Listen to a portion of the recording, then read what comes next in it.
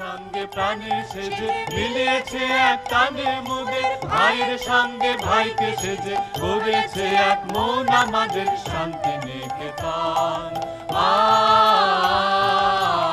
আমাদের শান্তি নিকেতন। গানের ভিতর দিয়ে যখন দেখি ভুবন খানি, তখন তারে চিনি আমি, তখন তারে জানি। গানের ভিতর দিয়ে যখন দেখি ভুবন খানি, তখন তারে আলোর ভাষায় আকাশ ভরে ভালোবাসায়, তখন তারে ধুলায় ধুলায় জাগে পরম বাণী। গানের ভেতর দিয়ে যখন দেখি ভুবন খানি, তখন তারে চিনি আমি, তখন তারে জানি। গানের ভেতর দিয়ে যখন দেখি ভুবন খানি। শ্রীমতী আলপনা রায় আজকের আমাদের শান্তিনিকেতন অনুষ্ঠানে আমাদের মধ্যে উপস্থিত হয়েছেন। তিনি শ্রীমতী রায় বিশ্বভারতী বিশ্ববিদ্যালয়ে বহুদিন ধরে বাংলা বিভাগে অধ্যাপনার কাজে নিযুক্ত আছেন। এছাড়াও ওর আরেকটি বিশেষ পরিচয় আছে, উনি রবীন্দ্রসঙ্গীত জগতে একজন সুপ্রতিষ্ঠিত শিল্পী এবং বিশেষজ্ঞ বটে। আজকে ওনাকে আমাদের মধ্যে পেয়ে আমরা সত্যি খুব আনন্দিত। আলপনাদি, আপনার কাছে আমার যে প্রথম প্রশ্ন, আপনি আপনার শান্তিনিকেতন জীবন শুরু কবে থেকে? শান্তিনিকেতনেই আমার জন্ম। আচ্ছা, ফলে একেবারে জন্মকাল থেকেই শান্তিনিকেতনের সঙ্গে আমার যোগ। একটু ছোটোবেলাকার গল্প আমাদের একটু বলুন। এখানে আপনি কীরম পরিবেশে মানুষ হয়েছেন? কারণ তখনকার পরিবেশটা তো একদম অন্য রকম ছিল, আজকের থেকে অনেকটাই আলাদা। একটু সেই সময়কার গল্প আমাদের বলুন। আসলে আজকের পরিবেশটা আলাদা, এটা ঠিকই, কিন্তু আমি যেহেতু এইখানেই জন্মেছি এবং এখানেই বড় হয়েছি, চাকরি করেছি, ফলে এখানকার পরিবর্তন হঠাৎ করে বাইরে থেকে এসে যেরকম মনে হয়, যারা এখানে ছিলেন বাইরে চলে গেছেন আবার এসে যেরকম মনে হয়, আমার এতটা সেভাবে মনে হয় না। আচ্ছা, বা পরিবর্তন বললেই আমাদের যে মনে হয় যে আমাদের সময় ভালো ছিল এখন নেই, সেটাও আমার ঠিক মনে হয় না। তবে এটা ঠিক যে কিছু কিছু পরিবর্তন নিশ্চয়ই আছে। আমি এখানে পড়েছি একেবারে আনন্দ পাঠশালা থেকে। আনন্দ পাঠশালার প্রথম শুরু হয়েছিল আমাদের কয়েকজনকে দিয়ে। আচ্ছা। ফলে আমি ওটার ফার্স্ট ব্যাচ। আনন্দ পাঠশালা থেকে পাঠভবন থেকে বিদ্যাভবন, এই যে একটা দীর্ঘ সময়, এই দীর্ঘ সময়ের মধ্যে দিয়ে আমি দেখেছি শান্তিনিকেতনের প্রকৃতি, শান্তিনিকেতনের পরিবেশ, এখানকার যে জীবন। একটা কথা বলতে পারি যে এখানে ছোটবেলা যখন কেটেছে তখন একটা সকলের সঙ্গে সকলের খুব নিবিড় যোগ ছিল। আমি এটা বলছি না যে সকলের সঙ্গে সকলের খুব সবসময় সুসম্পর্ক ছিল, তা হয়তো নয়, কিন্তু একটা নিবিড় যোগ ছিল। পারিবারিক যে আবহাওয়া, আশ্রমিক যে আবহাওয়া, সেটা আমি দেখেছিলাম, কারণ লোকজনও অল্প ছিল, ফলে সকলের একটা সম্পর্ক ছিল। প্রত্যেকের বিপদে আপদে পাশে দাঁড়ানো, সুখে দুঃখে সবাই ভাগ করে নেওয়া, এই ব্যাপারটা ছিল। হ্যাঁ, এখন যেরকম অনেক মানে জনসংখ্যাও বেড়ে গেছে, অনেক বড় হয়ে গেছে। হ্যাঁ, আলপনাদি, আপনি তো বললেন আপনি পাঠভবনে পড়াশোনা করেছেন, তো পাঠভবনে তখন পরিবেশটা বা কীরকম ধরনের ক্লাস হতো সেই সম্পর্কে আমাদের একটু বলুন। পাঠভবনে তখন প্রায় সারাদিনই আমাদের কেটে যেত। খুব ভোরবেলা উঠে আমাদের যেতে হতো খেলার মাঠে পিটি করার জন্য, ফিজিক্যাল ট্রেনিং। তারপর ফিরে এসে বৈতালিক ক্লাস, দুপুরবেলা বাড়ি এসে আবার ক্লাসে যেতে হতো। বিকেলবেলা খেলার মাঠের পরে সাহিত্য সভা বা কোনো অনুষ্ঠান। যেটা লক্ষ্য করার মতন, তখন আমাদের অধিকাংশ ছাত্রছাত্রীরই কোনো প্রাইভেট টিউশনের ব্যাপার ছিল না। অর্থাৎ ক্লাসে আমরা যেটা পড়ে আসতাম সেইটাই আমাদের ছিল সম্বল, আর সেইটা সম্বল করেই কিন্তু আমরা হায়ার সেকেন্ডারি পর্যন্ত পড়াশোনা করেছি। স্কুলের একটা ব্যাপার ছিল যে এখানে তুমি জানোই যে এখানে ছবি আঁকা, গান গাওয়া, নাচ করা, এগুলো কিন্তু পড়াশোনার অঙ্গ। ফলে এগুলো আলাদা করে শিখতে হয় না, এগুলো খুব স্বাভাবিকভাবে আমরা শিখেছি।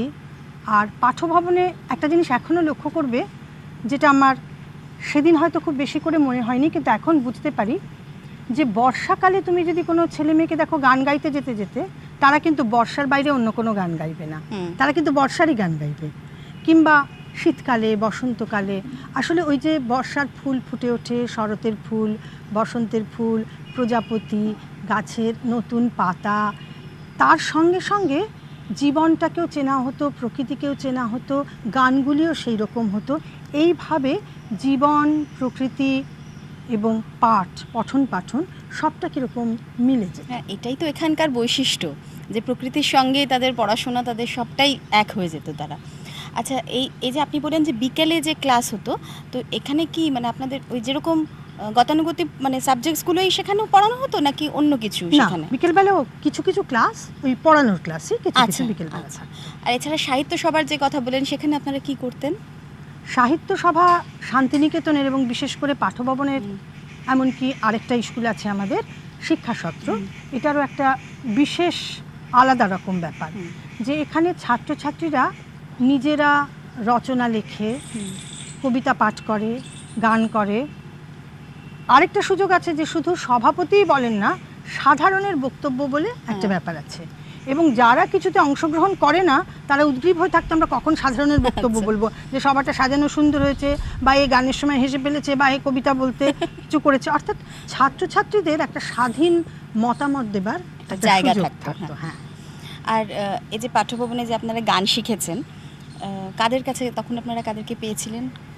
আমি পাঠভবনে মূলত একজনের কাছেই গান শিখেছি, তাকে আমরা পুত্রদি বলে ডাকতাম, তার নাম আরতি বসু। এর কাছেই আমার স্কুলের শিক্ষা। আচ্ছা, প্রথম গান শিখেছেন, কোন গানটা শিখেছেন মনে আছে? প্রথম গান শিখেছি আমি আনন্দ পাঠশালায়। সেখানে আমাদের কুন্তি মাসি বলে একজন ছিলেন, তিনি আমাদের শিখিয়েছিলেন তুমি আমাদের পিতা। অর্থাৎ সে গানটা এখনো গাওয়া হয়। আর তোমার খুব মজা লাগবে শুনলে যে আমার মা তখন আনন্দ পাঠশালায় গান শেখাতেন। মায়ের কাছে ওই তুমি আমাদের পিতার পরে প্রথম গান শিখেছিলাম হিমেরও রাতে ওই গগনের দ্বীপগুলি রে। আচ্ছা, যদিও এখন সময়টা গানটার উপযোগী নয়, তবু আমরা একটু শুনবো আপনার কাছে গানটা, একটু করি। হিমেরও রাতে ওই গগনের দ্বীপগুলি রে, হেমন্তিকা করলো গোপন আঁচল ঘিরে ঘিরে দিনের রাতে ওই গগনের দ্বীপগুলি রে। আর পাঠ্যভবনের পরে তো আপনি চলে এলেন বিদ্যাভবনে, সেখানে বাংলা নিয়ে পড়াশোনা করেছেন। তারপরে সঙ্গীত ভবনে, মানে আপনার সঙ্গীত জীবনের শুরুটা কবে থেকে হলো? আসলে গান কখন থেকে শিখেছি এটা বলা ভীষণ কঠিন, কারণ চারপাশে গান হয়েছে, গান শুনে শুনে শিখেছি। আমাদের পরিবারে একটা গানের আবহাওয়া ছিল, আমার মা, মামা, মাসিরা সকলেই গান গাইতে পারতেন। আমি যখন ছোট তখন আমার মাসি মঞ্জু বন্দ্যোপাধ্যায়, তিনি ছিলেন সঙ্গীত ভবনের ছাত্রী।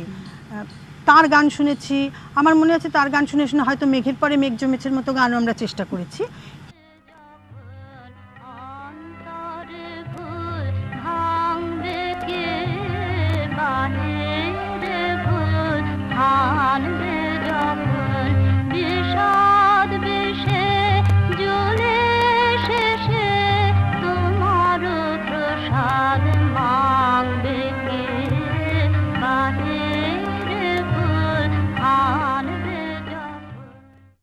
যাকে বলে নিয়মিত গান শেখা, সেটা শুরু হয়েছে পাঠ্যভবন থেকে।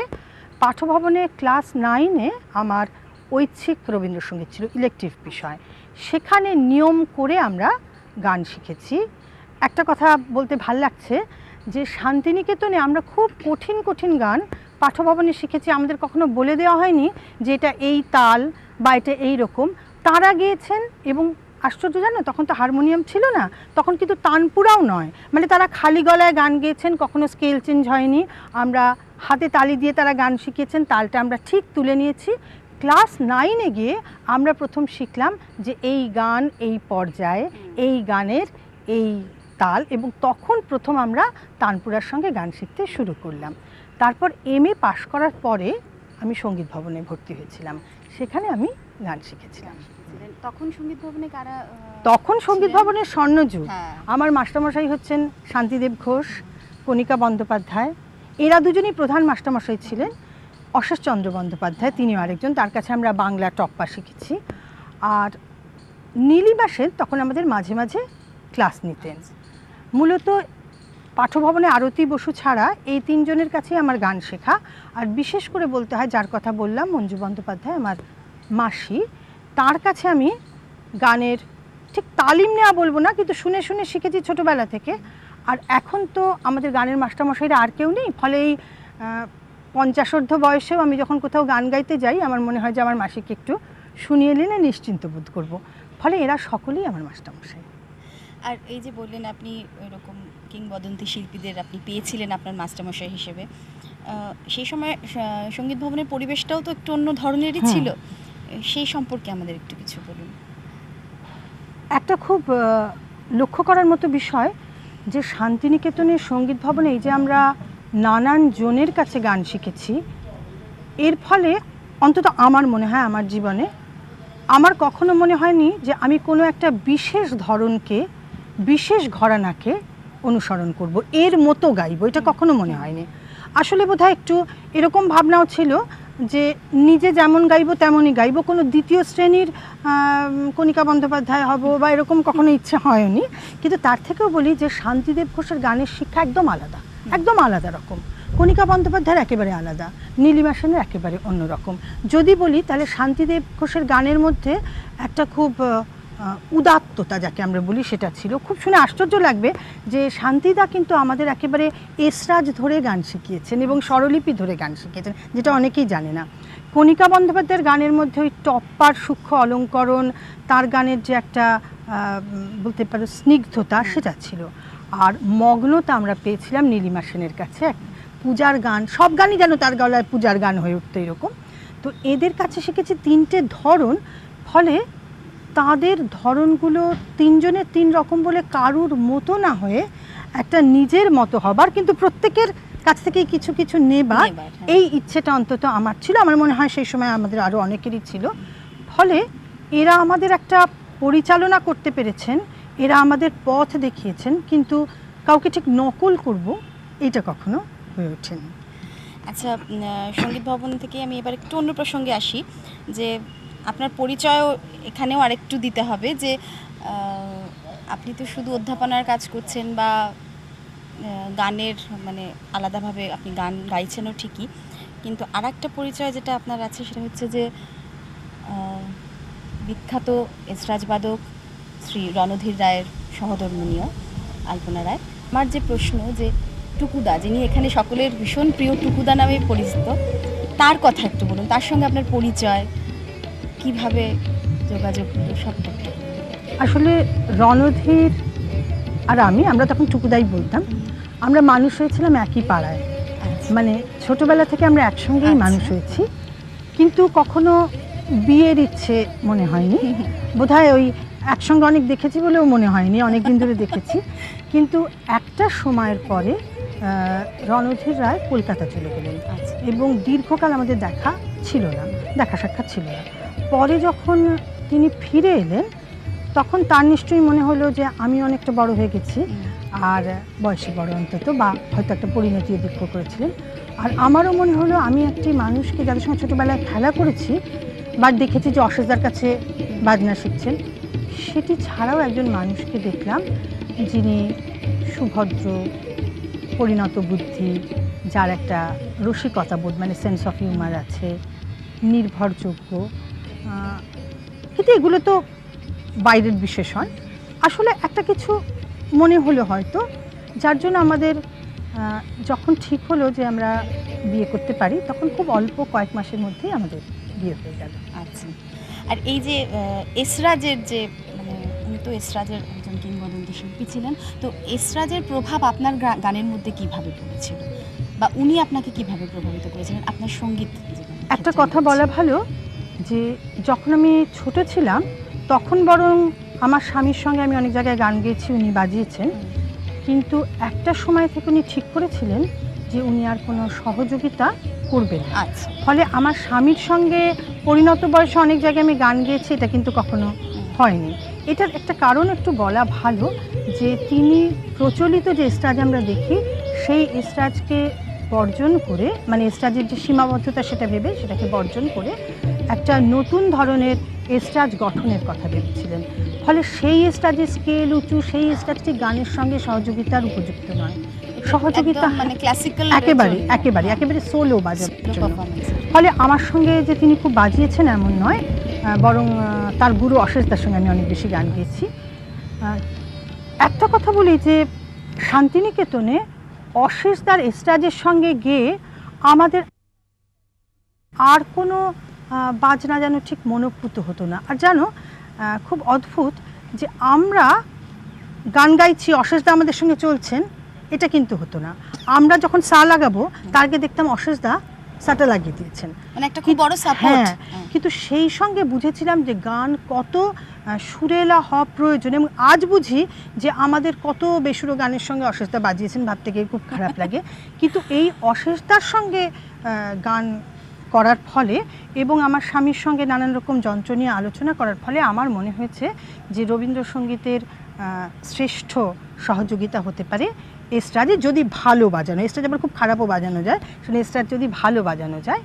আর আমাদের একটা পারস্পরিক বোধহয় আদান প্রদান হয়েছিল।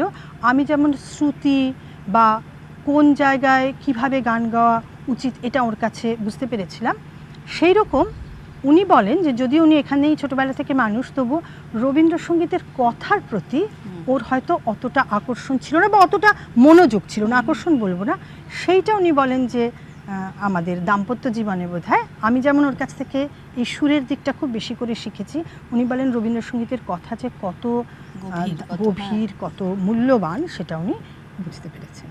একটা পারস্পরিক আদান প্রদান। হ্যাঁ, আচ্ছা, টুকুদার কথা বলতেই আমার মনে হচ্ছে যে আপনি তো, আপনার একটা খুব বড় প্রয়াস যে টুকুদার মানে রণধীর রায় স্মৃতি পুরস্কার আপনি একটা দিচ্ছেন, যে উদীয়মান যে সমস্ত শিল্পীরা আছেন তাদেরকে এটা অনেক বেশি অনুপ্রেরণা দিচ্ছে। তো এই সম্পর্কে একটু আমাদের বলুন, এটা আপনার কেন হঠাৎ মনে হলো? রণধীর একটা কথা বলতেন যে অল্প বয়সীরা অনেক সময় ভালো বাজায়, ভালো গায়, কিন্তু তাদের কোনো সুযোগ থাকে না। ফলে তিনি মারা যাবার পর আমার মনে হলো, বেশ কয়েক বছর পরে, আমাদের একটা ছোট্ট সংস্থা আছে, তার নাম সপ্তক। আমার মনে হচ্ছিল সপ্তক যদি আমাকে সাহায্য করে তাহলে আমরা পরিবার থেকে কিছুটা অর্থ দিতে পারি, যেখানে একটা অনুষ্ঠান হতে পারে। আসলে রণধীরের নামটা এখানে বড় না, তার নাম করে তার নামাঙ্কিত একটা কোনো সম্মান আমরা তুলে দিতে পারি তরুণ তরুণীদের হাতে, খুব প্রতিভাবান তরুণ তরুণীদের হাতে, যাদের বিশেষত বাজনা এবং পরে হয়তো গানের কথাও ভাববো, তারা শান্তিনিকেতনকে শোনাবে এবং শান্তিনিকেতনও একজন অল্প বয়সী ইয়াং ট্যালেন্ট যাকে বলে তাদের একটা পরিচয় পাবে, এটা আমার মনে হয়েছে। এটা আপনি কবে থেকে শুরু করেছেন? এটা আমার 4 বছর হয়ে গেল। মানে এতদিন পর্যন্ত 4জন শিল্পী এটা 4জন শিল্পী পেয়েছেন। আর আপনি যে বললেন সপ্তকের কথা, এই সপ্তক আপনি কবে শুরু করেছেন? সপ্তক আমরা কয়েকজন মিলে শুরু করছিলাম 14 বছর আগে, 14 বছর হয়ে গেল। সপ্তকের ভাবনা ছিল যে শান্তিনিকেতনের অল্প বয়সী ছেলেমেয়েরা বা যারা পাশ করে কিছু করছে না, বসে আছে, আমরা একসঙ্গে সবাই মিলে একটা সংস্থা করব যারা শান্তিনিকেতনে এবং তার বাইরেও রবীন্দ্রনাথের গান শোনাবো শান্তিনিকেতনের ধারায়। আর তার সঙ্গে আরও একটা কথা ভেবেছিলাম যে শুধু কতগুলো গান গাইবো না, কোনো না কোনো একটা ভাবনা নিয়ে গেঁথে এই গানগুলো তৈরি করবো বা এই অনুষ্ঠানটা তৈরি করবো। এই ভাবনা নিয়ে আপনি যে বলছেন, এরকম অনেকবার হয়েছে যে নাটক নিয়ে আপনারা অনেক ভাবনা চিন্তা করেছেন এবং নাটকের গান নিয়েও বোধহয় আপনারা অনুষ্ঠান করেছেন। তো একটা যদি নাটকের গান আমাদের একটু শোনান। রবীন্দ্রনাথের নাটকের গানের একটা বৈশিষ্ট্য যে সে গানগুলি শুধু নাটকেরই গান নয়, সেগুলি নাটকের বাইরেও পরিবেশন করা যায়। কিন্তু আমি একটা এমন গান গাইতে চাইছি যেটা নাটকের বাইরে পরিবেশন করা যেতে পারে, কিন্তু নাটকে কিভাবে মূল্যবান হয়েছে সেটা দেখায়। গানটা কিন্তু ছেলেদের গান, রক্তকরবী নাটক। সেখানে নন্দিনী বিশুকে জিজ্ঞেস করে, তুমি তো গল্পটা জানো বা সবাই জানে যে বিশু নন্দিনীকে ভালোবাসতো, কিন্তু বিশু নন্দিনীকে পায়নি। নন্দিনী তাকে বলে যে আচ্ছা তুমিও তো ছিলে সেই দলে, মানে যারা তাকে চেয়েছিল, তারপর অনেক দিন তোমার খোঁজ পাইনি, কোথায় তুমি গেলে বলো তো? তখন বিশু কোনো উত্তর দেয় না। আসলে এখানটা আমার খুব দরকারি মনে হয় এই জন্য যে বিশু যদি কোনো উত্তর দিত যে আমি অমুক জায়গায় গিয়েছিলাম, আমি এই করলাম, তাহলে যেন তার ব্যর্থ প্রেম, তার পুরো ব্যাপারটা একটা কীরকম হয়ে যেত না, কিংবা একটু বেশি করে ফুটতো, যেটা হয়তো বিশু ফোটাতে চায় না। যখন বলে কোথায় তুমি গেলে বলো তো, বিশু বলে আমার তোরে ছিল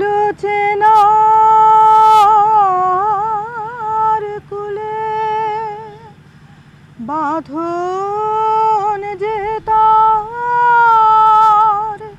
গেল খুলে, তারে হাওয়ায় হাওয়ায় নিয়ে গেল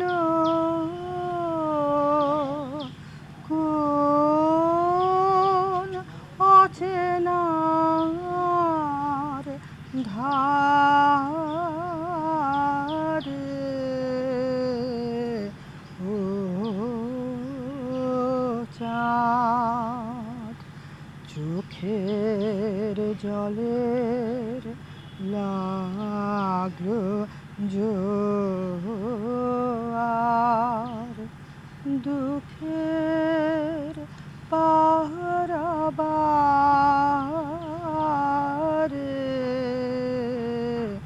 ও চাঁদ।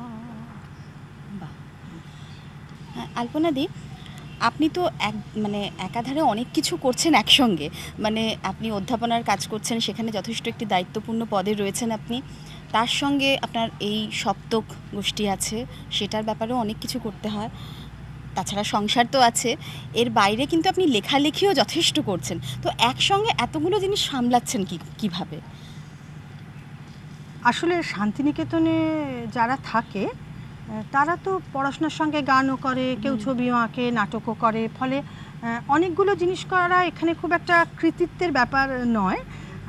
আর এই যে একসঙ্গে অনেক কিছু করে, এই তো আজকাল মেয়েরা সকলেই করছে, কাজেই এটাকে আমি আলাদা করে কিছু খুব গুরুত্বপূর্ণ বা বিশেষ কিছু বলে মনে করছি না। কিন্তু আমি একটু লেখালেখি করি, ভালো লাগে এবং খানিকটা আমার কাজের জন্যও করতে হয়। আমার লেখার বিষয় মূলত হচ্ছে রবীন্দ্রনাথ এবং অনেকটাই হয়তো রবীন্দ্রনাথের গান মানে আমি সুর বলবো না শুধু, বা গান বললেই আমরা যেমন একটা মনে করি না যে একটা কথা সুর মিলে একটা জিনিস, শুধু সেটা না, আমি বলতে চাই রবীন্দ্রনাথের গীত সাহিত্য, সেটা নিয়ে আমি খানিকটা চর্চা করি। বা এটা হয়তো ঠিকই যে কেউ কেউ কথা, কেউ কেউ সুর বেশি ভালোবাসেন, আমি হয়তো দুটোকে নিয়ে একটু লিখতে ভালোবাসি। তাছাড়া অন্যান্য বিষয় আমি লিখি, গান এবং সপ্তক, তুমি যা বললে সংসার যে খুব বেশি কিছু করি এমন না, কিন্তু আমার বিভাগ, সেখানে আমাকে অনেকটা সময় দিতে হয়। ফলে এই যে সবটা যখন করি, দেখো আমরা কেউ রবীন্দ্রনাথের মতন বিরাট মানুষ তো নই, এমনকি তার কাছাকাছি মানে একেবারে কোথাও নেই, কিন্তু একটা কথা মনে হয় যে একজন মানুষ সারা জীবন ধরে এত কাজ করেছেন, এত রকম ভেবেছেন, প্রত্যেককে চিঠির উত্তর দিয়েছেন ব্যক্তিগতভাবে, সকলের সঙ্গে দেখা সাক্ষাৎ করেছেন, এত যদি তিনি করে উঠতে পারেন, তাহলে আমরা কি সামান্য কয়েকটা কাজ করতে পারি না? তার কথা ভেবে, তার কথা মনে রেখে, এটাই হয়তো আমাকে শক্তি দেয় বলে আমার মনে হয়। এই প্রসঙ্গে যেটা আমার জিজ্ঞাসা সেটা হচ্ছে যে এই যে রবীন্দ্রনাথের গান তো আপনার সব থেকে বেশি কাছের নিশ্চয়ই, কিন্তু গান, কবিতা, নাটক, অন্যান্য সাহিত্যের ব্যাপার বলুন, বা ধরুন আঁকা, সব কিছু রবীন্দ্রনাথের এত দিকের মধ্যে কোনটাকে আপনি বেশি, মানে কোন জিনিসটা আপনাকে সব থেকে বেশি প্রভাবিত করেছে বা অনুপ্রেরণা জাগিয়েছে? প্রথম নিশ্চয়ই গান, কিন্তু তার সঙ্গে রবীন্দ্র সাহিত্য। আরেকটা কথা নিবেদিতা, রবীন্দ্রনাথ তার প্রবন্ধে, চিঠিপত্রে, এমনকি গানে নানান জায়গায় যে কথা বারবার বলে গেছেন, সেটা হচ্ছে মানুষের কথা। এইটা আমার কাছে খুব বড় করে মনে হয়। মানুষকে সম্মান করা, মানুষকে শ্রদ্ধা করা, মানুষকে স্বীকৃতি দেওয়া। আমি ঠিক মানুষের ধর্ম বললে এক্ষুনি একটা বড় ফিলসফিক্যাল কথা মনে হবে, আমি সেটা না বলে এইভাবেই বলছি যে মানুষকে যে একটা মূল্য দেয়া, এইটা আমার মনে হয় যে খুব বড় দিক, এবং এটা তো আমরা সবসময় পারি না। আমরা নিজেদের মধ্যেও সবসময় মনুষ্যত্ব রক্ষা করতে পারি না, কিন্তু তার গান গাওয়া, তার সাহিত্য পাঠ, তার আশ্রমে কাজ করা, এই সবটুকুর মধ্যে দিয়ে যদি সেইটা শিখতে পারি, তাহলে হয়তো জীবনের শেষে গিয়ে বলতে পারবো যে আর কিছু না পারি, তার ঋণ তো শোধ করা যায় না, কিন্তু তার ঋণটা অন্তত স্বীকার করতে পেরেছি, এটা মনে হয়। অনুষ্ঠান শেষ করার আগে অবশ্যই আমরা আরেকটি গান আপনার কাছে শুনতে চাই। কোনো বিশেষ গান বলছো? না, আপনার পছন্দের। তবু মনে রেখো, তবু মনে রেখো, যদি দূরে যায় চলে, তবু মনে রেখো, যদি পুরাতন প্রেম ঢাকা পড়ে যায়, নব প্রেম জালে, মনে রেখো,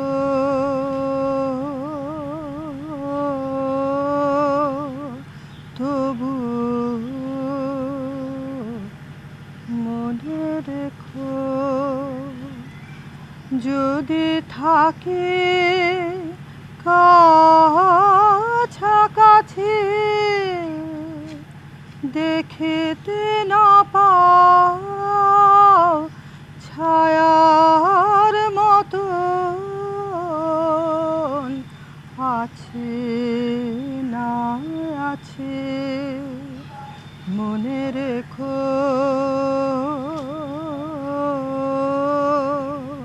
তবু মনে রেখো।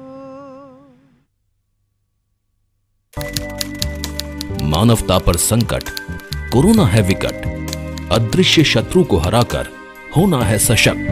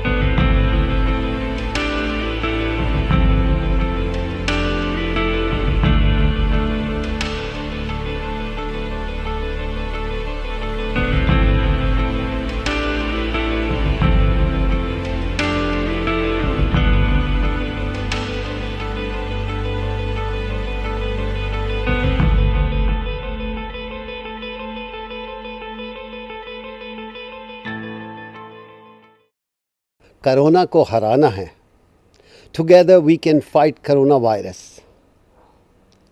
Stay home, stay safe, save lives, use mask, keep distance. It is important for us to help the government, help the people who are helping us. आप क्रिएटिव बनिए, मतलब कुछ नया करना है तो यही समय है। पेंटिंग, संगीत, ये सब करके अपना समय निकालिए, ध्यान लगाइए, योग साधना करिए, सेफ रहिए। नमस्कार। Hydroxychloroquine, to be strictly used only on doctor's prescription. Taking it without doctor's advice can be harmful and life-threatening.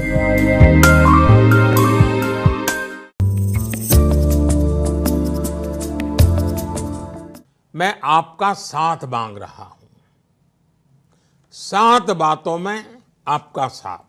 মোট 7টি পন্থার মাধ্যমে আপনাদেরকে সঙ্গে চাইছি। সেইগুলি হলো: 1, নিজের বাড়ির বয়স্কদের কথা ভাবুন, বিশেষ করে যাদের পুরনো রোগ আছে তাদের বেশি করে যত্ন নিন, তাদের সংক্রমণ থেকে বাঁচিয়ে রাখুন।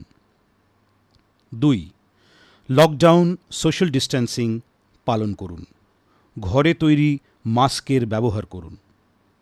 3, ইমিউনিটি বাড়ান, আয়ুষ মন্ত্রক থেকে নির্দেশিকা অনুযায়ী গরম জল, কাঢ়া ইত্যাদি খেয়ে সুস্থ থাকুন। 4, করোনা রোধ করার জন্য আরোগ্য সেতু মোবাইল অ্যাপ ডাউনলোড করুন, বাকিদেরও করতে বলুন। 5, যতটা পারেন সাধ্য দিয়ে গরিব মানুষের সাহায্য করুন, তাদের খাবার ইত্যাদি দিয়ে পাশে থাকুন। 6, ব্যবসা, উদ্যোগ ইত্যাদি ক্ষেত্রে নিজেদের কর্মচারীদের সহমর্মিতার সাথে গ্রহণ করুন, কারও চাকরি এই অবস্থায় যেন না যায়। 7, দেশের করোনা যোদ্ধা যেমন চিকিৎসক, নার্স, পুলিশ এদের সবাইকে সম্মান করুন। 7টি ক্ষেত্রে এক কথায় সপ্তপদী পন্থায় জয়ের রাস্তা দেখান, নিষ্ঠা সহকারে পালন করুন। ये सप्तपदी विजय प्राप्त करने का मार्ग है।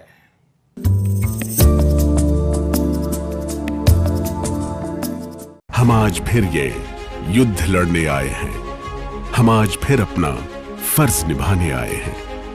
हमारे भी घर वाले चिंता करते हैं, पर आज देश की कोरोना से लड़ाई है और हमारा हौसला ही तो इस जंग का सिपाही है। कोई कुछ भी कह ले या कर ले कुछ भी, हम खुद से पहले अपना देश बचाने आए हैं। इस रणभूमि में शायद सांस हमारी भी टूटेगी, पर तुम्हारे प्राण बचाने को हम खुद को निछावर करने आए हैं। वार सभी हम सह लेंगे, पर हार नहीं हम मानेंगे। इस अंधियारे से हम जीतेंगे, फिर देश को रोशन कर देंगे। हम आज फिर ये युद्ध लड़ने आए हैं, हम आज फिर अपना फर्ज निभाने आए हैं। आइए करें उन्हें नमन जिनके लिए सबसे पहले है वतन। भारत सरकार द्वारा जनहित में जारी।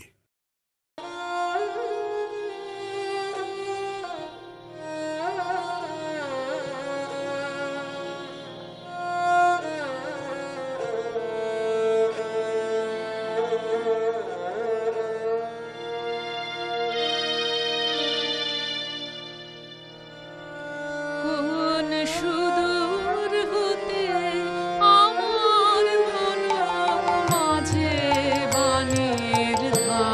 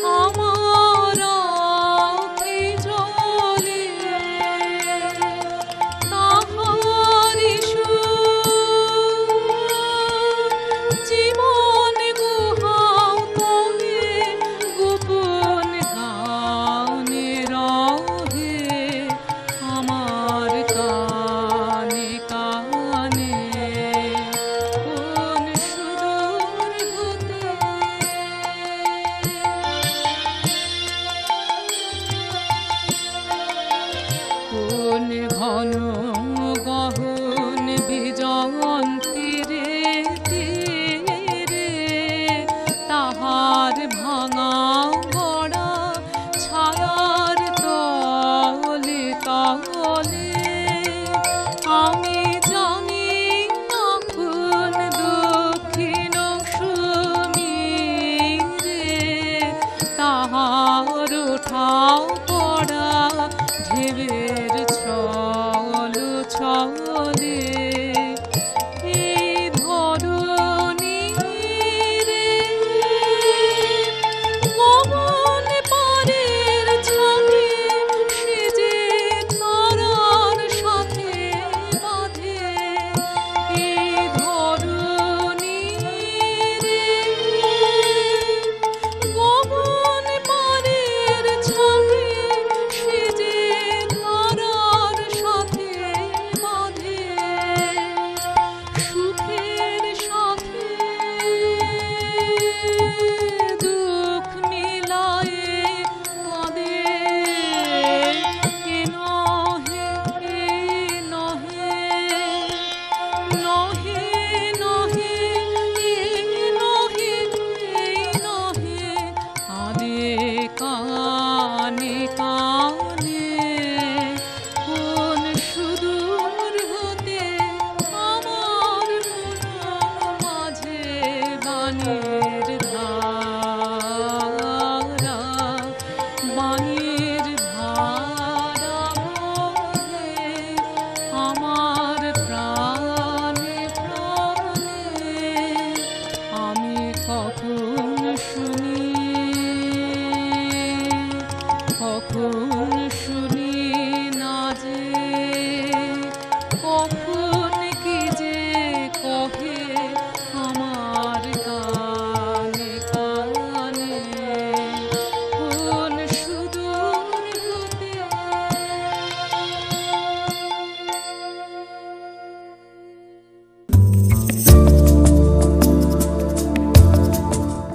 सारे सुझावों को ध्यान में रखते हुए ये तय किया गया है অনেক কিছু আলোচনার পর সব ভেবে সিদ্ধান্ত নেওয়া হয়েছে আগামী ৩ মে অবধি লকডাউন চলবে। আপনাদের সবাইকে একই রকমভাবে অনুশাসন পালন করতে হবে। আপনাদের সবাইকে অনুরোধ, করোনা যেন কোনো নতুন স্থানে আর না ছড়ায়। नए क्षेत्रों में फैलने नहीं देना है।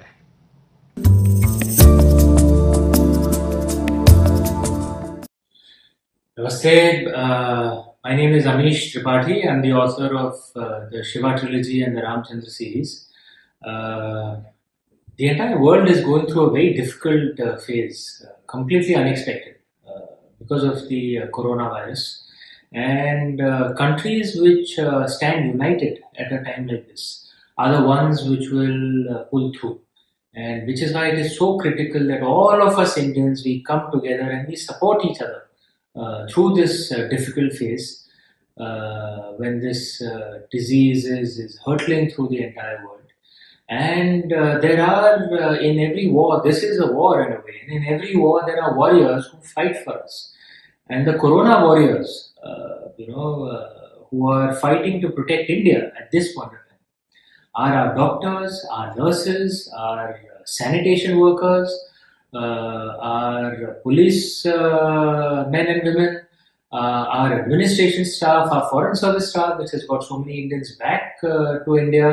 Many of them are literally putting their lives at risk to help all of us. And it is our duty to thank them and do all that we can to help them.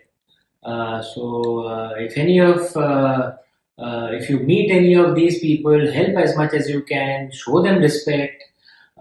There are also many poor people who are struggling with requirements of food or medicines at this point of time. Open your heart, open your purse strings, give them money. It's only when all of us Indians, we come together, united as a nation, that we'll be able to defeat this disease, and defeat it we certainly will. When we Indians are united, nothing is impossible.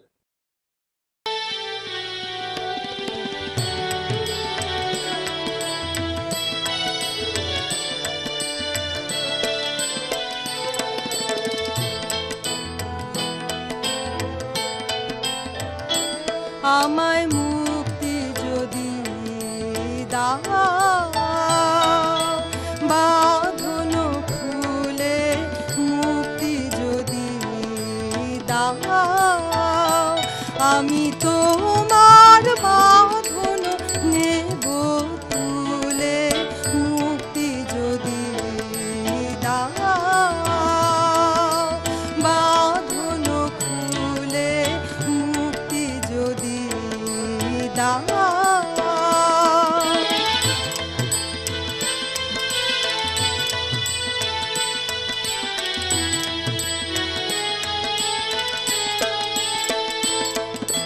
যে পথে ধায় নিরবধি সে পথ আমার ঘোচে যদি, যাব তোমার মাঝে পথের ভুলে মুক্তি যদি দাও,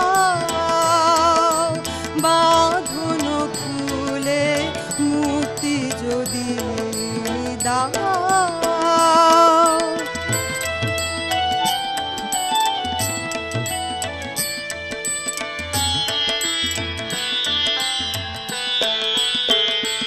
যদি নেবাও ঘরের আলো তোমার কালো আধার, বাসব ভালো যদি নেবাও ঘরের আলো, তীর যদি আর না যায় দেখা তোমার আমি হব একা দিশাহারা সেই অকুলে মুক্তি যদি দাও, বাঁধন খুলে মুক্তি যদি দাও, আমি তোমার বাঁধন নেব তুলে মুক্তি যদি দাও, বাঁধন খুলে মুক্তি যদি দাও। जब हम इस मुश्किल वक्त से गुजर रहे हैं, ये जरूरी है कि हम एक दूसरे का सहयोग करें। कुछ रिपोर्ट्स के अनुसार कई लोग जिनका टेस्ट पॉजिटिव आया है वो हॉस्पिटल से भाग गए हैं, या फिर जिन्हें घर पर रहने के लिए कहा गया है वो बाहर घूम गए। ऐसा करने से न आपकी मदद होगी न हमारे समाज की। हमारी सरकार हेल्थ एक्सपर्ट्स के साथ काम कर रही है और वही आपको पूरी तरह से ठीक होने में मदद कर सकते हैं। इसीलिए ये जरूरी है कि हम उनकी सलाह मानें। मैं सभी देशवासियों से अपील करता हूं कि कोरोना वायरस के खिलाफ एकजुट होकर सरकार के साथ खड़े हों। आपसे अपील है कि सोशल डिस्टेंसिंग और सरकार द्वारा समय समय पर जारी दिशा निर्देशों का अच्छे से पालन करें। देशवासियों से मेरी अपील है कि कोरोना वायरस को हराने की इस मुहिम में सरकार का साथ दें। सरकार आप तक सभी जरूरी सुविधाएं पहुंचाने के लिए हर संभव प्रयत्न कर रही है। 21 दिन के इस लॉकडाउन को पूरी तरह पालन करें, कोरोना को हराने में सरकार का साथ दें, सोशल डिस्टेंसिंग को कामयाब बनाएं। कोरोना के खिलाफ इस जंग में सारे देशवासियों से मिलकर सहयोग करने की बहुत जरूरत है। मेरी सभी देशवासियों से अपील है कि सरकार द्वारा समय समय पर जारी निर्देशों का पालन करें।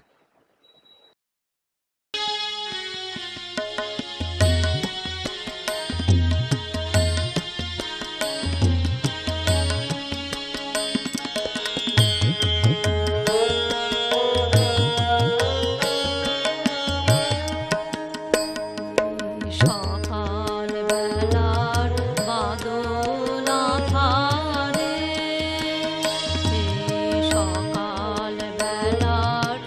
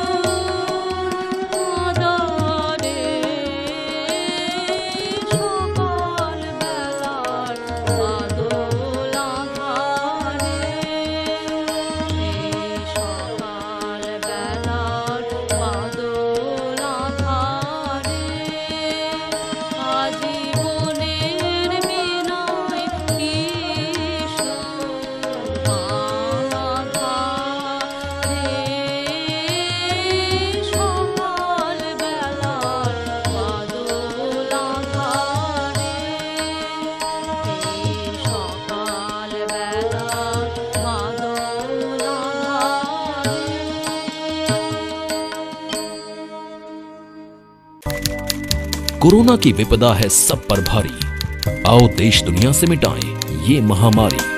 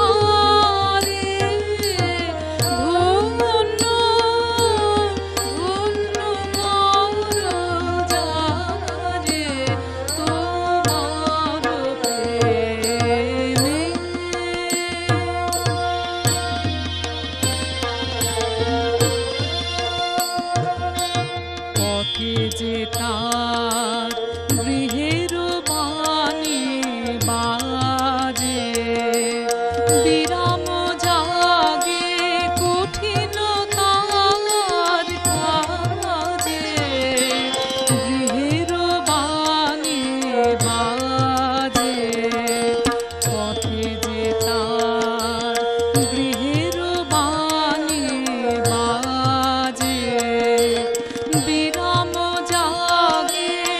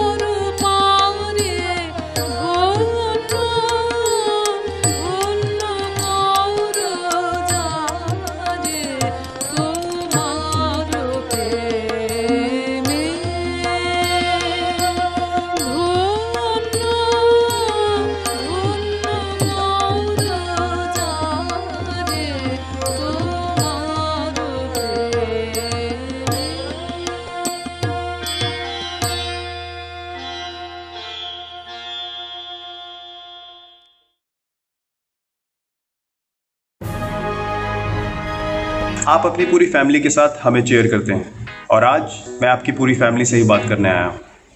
टीम इंडिया का हिस्सा होना एक बहुत गर्व की बात है, पर आज एक उससे भी बड़ी टीम बनने जा रही है, टीम मास्क फोर्स। नहीं समझे? जैसे हमारे प्रधानमंत्री ने कोरोना वायरस से लड़ने के लिए तरह तरह के टास्क फोर्स बनाए हैं, उसी तरह हम 130 करोड़ हिंदुस्तानियों को भी अपने घरों में कोरोना वायरस के खिलाफ बनानी है एक मास्क फोर्स।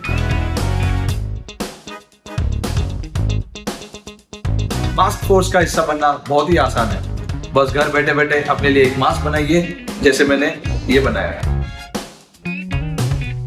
फौजी आपका मास्क कहाँ है? ये देख, मैंने ये बनाया है। ये है मेरा मास्क। और घर के बाहर इस मास्क को हमेशा पहनना है।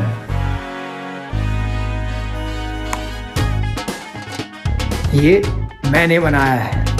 ये किसी भी साफ कॉटन के कपड़े से बनाया जा सकता है और डिजाइन भी जो आपको पसंद हो, है ना? बढ़िया, बहुत चंगा है। कम ऑन इंडिया, मास्क बनाओ और मास्क फोर्स का हिस्सा बन जाओ। और हाँ, याद रहे, साथ ही 20 सेकंड तक हाथ भी धोने हैं और सामाजिक दूरी भी बनाए रखनी है। ये है मेरा मास्क।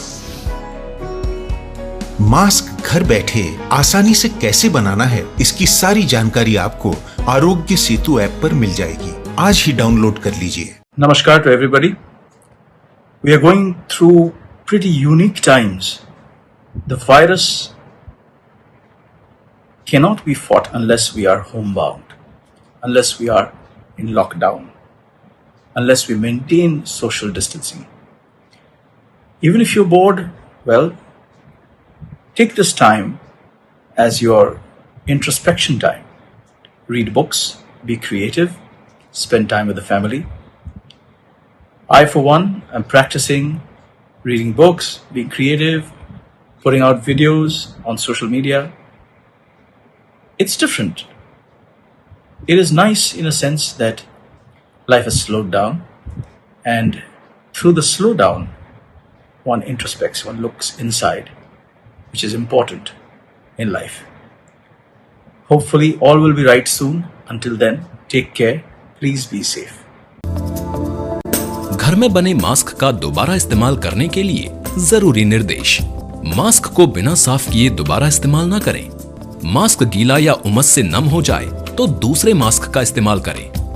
मास्क को उतारते समय इसके कपड़े को ना छुएं। इसे पीछे की रबड़ या स्ट्रिंग के जरिए ही उतारें। घर में बने मास्क को कैसे साफ करें? मास्क उतारने के तुरंत बाद इसे साबुन के पानी या नमक मिले उबलते पानी में डालकर साफ करें। इसे कम से कम 5 घंटे धूप में सुखाएं। अगर धूप ना हो तो प्रेशर कुकर में करीब 10 मिनट तक उबालकर इसे सुखाएं। अगर प्रेशर कुकर भी ना हो तो नमक वाले पानी में 15 मिनट तक उबालें। मास्क साफ करने का एक और तरीका, साबुन से धोने के बाद इस पर 5 मिनट तक गर्म प्रेस का इस्तेमाल करें। 2 मास्क रखें, एक पहने और दूसरा धोएं और सुखाएं। मास्क को स्टोर करने की विधि, एक प्लास्टिक बैग को साबुन और पानी से अच्छी तरह से धोएं। इसे अच्छी तरह से दोनों ओर से सुखाएं और फिर साफ किए हुए मास्क को इसमें रखें। इसे अच्छी तरह से सील करिए।